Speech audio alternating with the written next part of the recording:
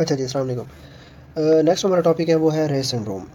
Rare syndrome जो सा होता है ना, ये रेयर है, मतलब बहुत कम होती है, बहुत कम। लेकिन अगर होती भी है तो ये चाइल्डहुड डिजीज़ होती है। ठीक है, चाइल्डहुड डिजीज़ होती है, जिसके अंदर हम क्या देखते हैं, हिपैटिक इंसेफलोपैथी। इंसेफलोपैथी का क्या मतलब होता है? हिपैटिक का क्या मतलब है कि एक तो आपकी लीवर जो सा होता है वो बच्चे का क्या हो जाता है, फेलियर।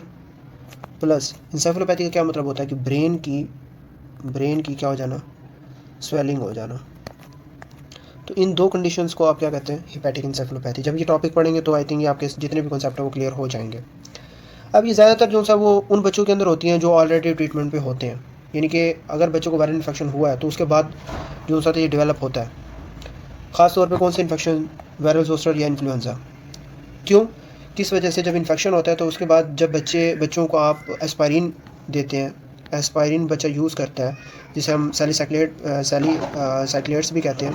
तो जब ये दी जाती हैं ट्रीटेड विद एस्पायरिन, तो एस्पायरिन क्या करती है बेसिकली, ये आपकी जो माइटोकॉन्ड्रिया है उसके ऊपर जो सा वो टॉक्सिक इफेक्ट डालती है। आपका जो एस्पायरिन है वो metabolite decrease beta oxidation by reversible inhibition of mitochondrial enzyme. जब आपके माइटोकॉन्ड्रिया के ऊपर ये अफेक्ट करती है तो आपकी जो माइटोकॉन्ड्रिया की उसकी एबिलिटी होती है कि वो फैटी एसिड्स को उन्होंने कट आउट करना होता है आपकी बॉडी के अंदर, उसको रूल आउट करना होता है फैटी एसिड्स को।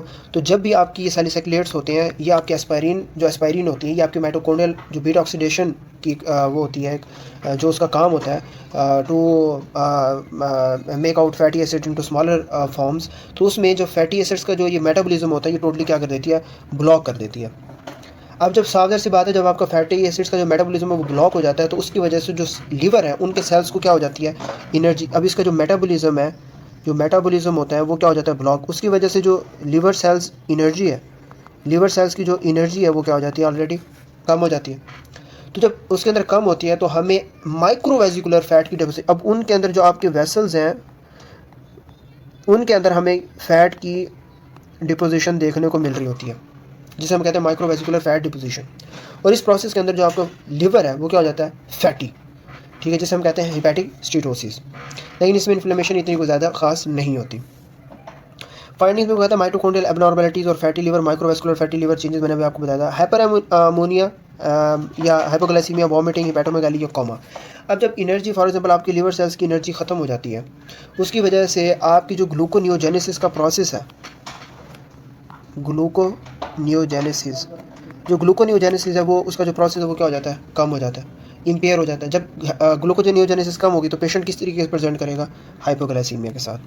Clear, one point clear.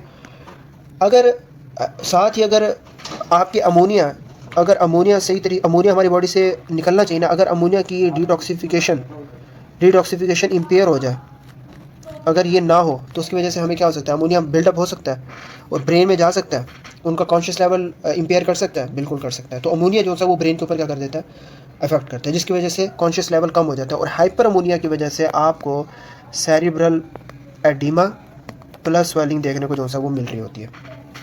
ठीक है, और इसी वजह से जब आपके ब्रेन के ऊपर यानी कि इंसाफ की कंडीशन होती है तो पेशेंट को क्या आना स्टार्ट हो जाती है, वॉमिटिंग।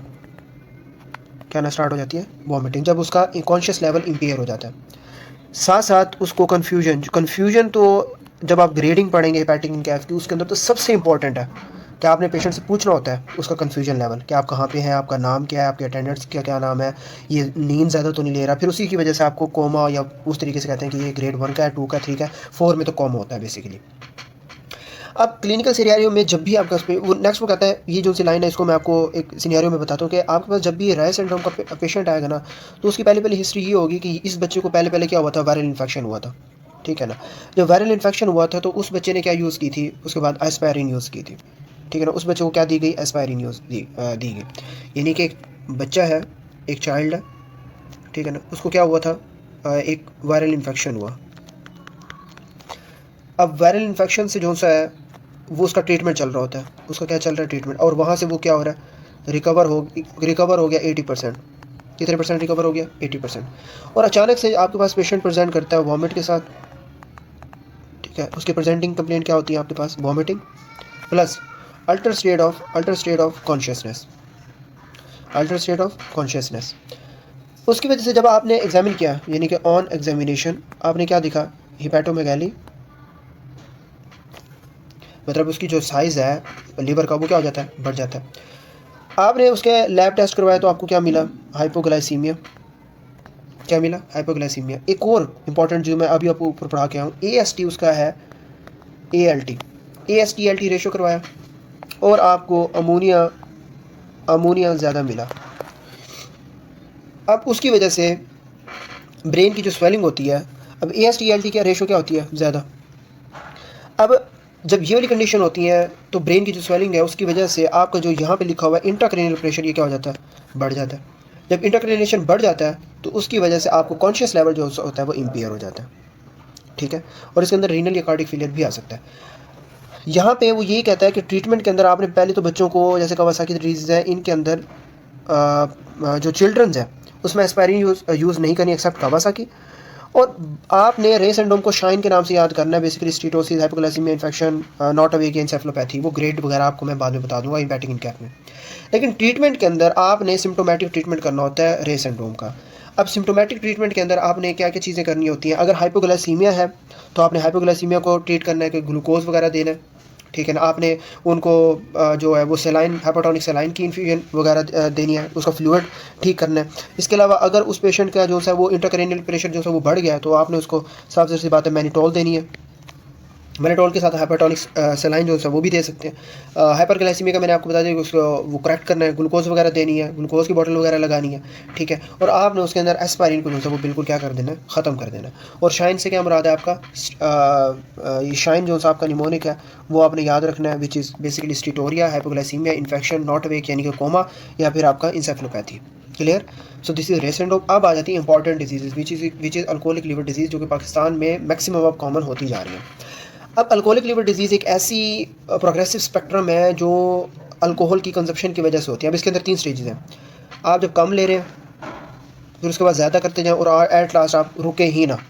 पहले आपको हेपेटिक स्टीटोसिस होगी, फिर अल्कोहलिक हेपेटाइटिस होगी, फिर अल्कोहलिक सीरोसिस होगी, स्टेज 1, स्टेज 2, स्टेज 3।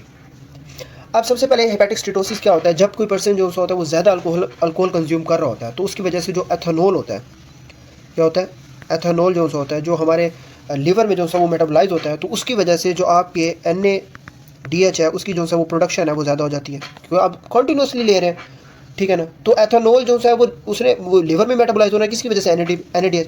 अब जब NADH प्रोग्रेसिवली इंक्रीज होता जा रहा है उसकी वजह से जो आपके फैटी एसिड्स हैं उसको जो बना रहे होते हैं उसकी क्या ऑक्सीडेशन जो होती है उसकी क्या हो जाती है, इनिबिट हो जाती है। अब जब उसकी ऑक्सीडेशन, जो मैंने भी आपको पीछे पढ़ाया कि फैटी एसिड की जो सी ऑक्सीडेशन है वो जब इनिबिट हो जाती है तो उसके अंदर हमें जो माइक्रोवेस्कुलर स्टीरोसिस है वो देखने को मिल जाती है कि आपके वेसल्स के अंदर जो है वो फैट जो होते हैं वो जमा हो जाते हैं, मैक्रोवेस्कुलर स्टीटोसिस, ठीक है ना। और ट्राइग्लाइसराइड का लेवल इनके अंदर बड़ा होता है और वो अकोमुलेट होना स्टार्ट हो जाते हैं और इसी की वजह से जो है वो लार्ज फैट जो है वो ड्रॉपलेट्स हमें देखने को मिल रहे होते हैं into the vessels and into microvascular into the hepatocytes, ठीक है। हेपेटोसाइट्स के अंदर हमें लार्ज फैट के ड्रॉपलेट देखने को मिल रहे होते हैं। और ये यूजुअली ऐसी स्टेज होती है कि इसके अंदर अगर हम पेशेंट को ये कहना कि आप अपना अल्कोहल छोड़ दें और अपना फैट जो है वो कम करें, तो उसके अंदर जो पेशेंट है आप अगर डाइट अच्छी दें तो ये पेशेंट रिवर्स हो सकता है। अगर वो फिर भी ना करें, ठीक है ना, फॉर एग्जाम्पल आज़म साहब है, उसने वो फर्स्ट स्टेज में आए तो वो ठीक हो सकते हैं, लेकिन अगर फिर भी उन्होंने नहीं बात मानी तो उसकी वजह से उससे क्या हो सकता है, अल्कोहलिक हेपेटाइटिस। अगर अल्कोहल की कंजप्शन वो कंटिन्यू रख रहे हैं तो इस डिजीज़ को हम कहते हैं अल्कोहलिक हेपेटाइटिस। अब ये प्रोग्रेस कर जाती है लॉन्ग टर्म कंजप्शन की वजह से। अब इस स्टेज में होता क्या है कि जो आपके हेपेटोसाइट्स होते हैं वो इतना डैमेज हो सकते हैं कि उनको जो उनके अंदर इन्फ्लामेटरी रिस्पॉन्स क्या हो जाता है, डेवलप होना स्टार्ट हो जाता है, ठीक है ना। इनके अंदर जो इन्फ्लामेटरी रिस्पॉन्स है वो क्या होना स्टार्ट हो जाता है, ज़्यादा हो जाता है। तो माइक्रोस्कोपी के लिए जब आप माइक्रोस्कोप में देखते हैं तो आपको स्वेलन और नेक्रोटिक हेपेटोसाइट्स देखने को मिल जाते हैं with neutrophilic inflammation because of inflammation. तो एक ख़ास हमें एक स्ट्रक्चर नज़र आता है जो आपने याद रखना है, विच इज़ मैलरी बॉडीज़। तो मैलरी बॉडीज़ वो होते हैं कि आपके जो डैमेज कैराटिन है उनकी अकोमुलेशन जहाँ पे हो रही होती है, ये इन अकोमुलेशंस को आपको नाम देते हैं मैलरी बॉडीज़ का, ठीक है। तो पेशेंट जब भी आपके पास अल्कोहलिक हेपेटाइटिस का प्रेजेंट करेगा तो आप उसकी हिस्ट्री लेंगे और फिर कहेंगे हाँ इन्होंने ना छोड़ दी थी, 10 साल बाद पीने के बाद छोड़ दी थी, ठीक है ना। तो उसमें आपका जो पेशेंट प्रेजेंट करेगा, एक तो उसको फीवर होगा, एक उसको जॉन्डिस होगा और राइट अपर क्वाड्रेंट का जो है वो आपको पेन होगा, साथ ही हेपेटोमेगाली भी हो सकती है। अब आज़म साहब ने फिर भी बात नहीं मानी और वो फिर भी कंटिन्यू करते रहे, तो this is a final irreversible stage. इसको हम कहते हैं क्लोनिक अल्कोहलिक सिरोसिस। अब इस स्टेज में जो लीवर का स्ट्रक्चर होता है, पूरा आर्किटेक्चर है, वो कम्प्लीटली ख़त्म हो जाता है, डिस्ट्रॉयड हो जाता है, ठीक है ना। Regenerative nodules surrounded by fibrous bands and in response to chronic liver reported hypertension end stage liver disease.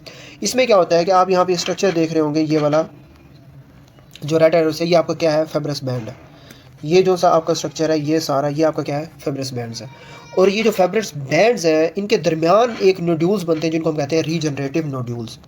क्या कहते हैं, रीजनरेटिव नोड्यूल्स। अब ये जो रीजनरेटिव नोड्यूल्स होते हैं, ये नोड्यूल्स आपके जो नॉर्मल लीवर का जो ब्लड फ्लो होता है उसको क्या कर देते हैं, ब्लॉक। अगर यहाँ से आपकी ब्लड फ्लो है तो ये आपको क्या कर देंगे, यहाँ से इनको ब्लॉक कर देंगे। अब जब ब्लॉक होगी तो बैक फ्लो होगा या नहीं होगा, उसकी वजह से क्या होगा, पोर्टल हाइपरटेंशन।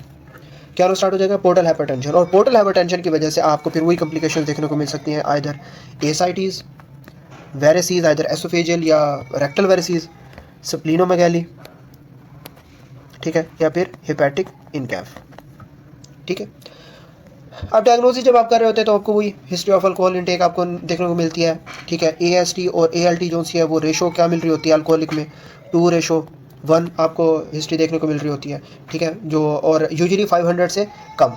और इसके अंदर आपका जो GGT है वो भी ज़्यादा होता है। मैंने आपको बताया वो बोन डिजीज तो कवर नहीं कर रहा होता, लेकिन इसके अंदर अल्कोहलिक जो है एलिवेटेड ज़्यादा होता है। अब ट्रीटमेंट में हम कैसे कर रहे होते हैं कि हिपैटिक स्टीरोसिस जो होता है, इसके अंदर हम पेशेंट को कहते हैं कि आपने जो है वो छोड़ना होता है, आपने अल्कोहल जो होता है वो बिल्कुल ख़त्म करना होता है, ठीक है ना।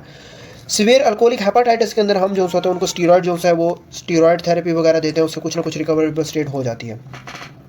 लेकिन अगर वही बात है, अगर सिरोसिस पेशेंट आए लास्ट स्टेज में, तो हम इसमें सिर्फ वो कहते हैं ना स्पायरोमाइड देते हैं, ठीक है, ताकि उसका जो फ्लूइड है एसाइटीज़ के अंदर जो फ्लूइड है वो बाहर निकले, which is basically diuretics. Plus जब एसोफेजियल वेरेसीज हम करते हैं एंडोस्कोपी तो हम वो लाजमी लिखते हैं कॉन्टिन्यू बीटा ब्लॉकर्स। क्या लिखते हैं हम, कॉन्टिन्यू बीटा ब्लॉकर्स, ठीक है। तो हम बीटा ब्लॉकर्स हम इसके अंदर देते हैं। और एट द एंड अगर इससे भी नहीं ठीक होता तो सारी बात हमने ट्रांसप्लांट की तरफ ही जाना होता है। आपने मेन चीज़ यहाँ पे मिलिट्री बॉडीज़ को नहीं बोलना। Non alcoholic fatty liver disease क्या होती है, बेसिकली वो डिजीज़ जिसके अंदर फैट जो अल्कोहल है उसका कोई ना कोई इन्वॉल्वमेंट ना हो। इसके अंदर जो फैट की कॉम्बिनेशन होती है वो ज़्यादा होती रहती है, ठीक है ना। अब फैट है इसके अंदर जो है वो बढ़ता चला जाता है। अब ये डिजीज़ जो है वो ज़्यादातर मेटाबॉलिक सिंड्रोम से एसोसिएट कर रही होती है, यानी कि ये जो पेशेंट है उसमें अक्सर जो है वो मेटाबॉलिक सिंड्रोम की वजह से क्या हो रही होती है, ओबेसिटी हो रही होती है, फैटी इन्फ्लेमेशन ऑफ हिपैटोसाइट्स, यानी कि इंसुलिन। अब फैटी ओबीज पेशेंट है उसको टाइप 2 ओबेसिटी है या ओबीज पेशेंट है उसको टाइप 2 डायबिटीज़ मिलेटस हो सकती है या नहीं हो सकती, बिल्कुल हो सकती है। इसके अंदर इंसुलिन रेजिस्टेंस हो सकती है या नहीं हो सकती, बिल्कुल हो सकती है, क्लियर। ट्राइग्लिसराइड का लेवल इसके अंदर बड़ा हो सकता है या नहीं बड़ा हो सकता, बिल्कुल बड़ा हो सकता है। हाइपरटेंसिव पेशेंट हो सकता है या नहीं हो सकता, बिल्कुल हो सकता है। तो इन पैथोजेनेसिस के अंदर जो इंसुलिन है, इंसुलिन रेजिस्टेंस है, वो सेंट्रल रोल प्ले कर रही होती है, इंसुलिन रेजिस्टेंस। अब ये जो इंसुलिन होती है ये क्या कर रही होती है, ये आपकी जो एडिपोज टिश्यूज़ हैं, जो एडिपोज टिश्यूज़ हैं उनसे जो फैटी एसिड्स हैं वो रिलीज़ करवा के लीवर में जो सा डिपॉजिट करना स्टार्ट कर देती हैं। जो फैटी एसिड्स हैं वो कहाँ पे डिपॉजिट होना स्टार्ट हो जाते हैं, लीवर के अंदर।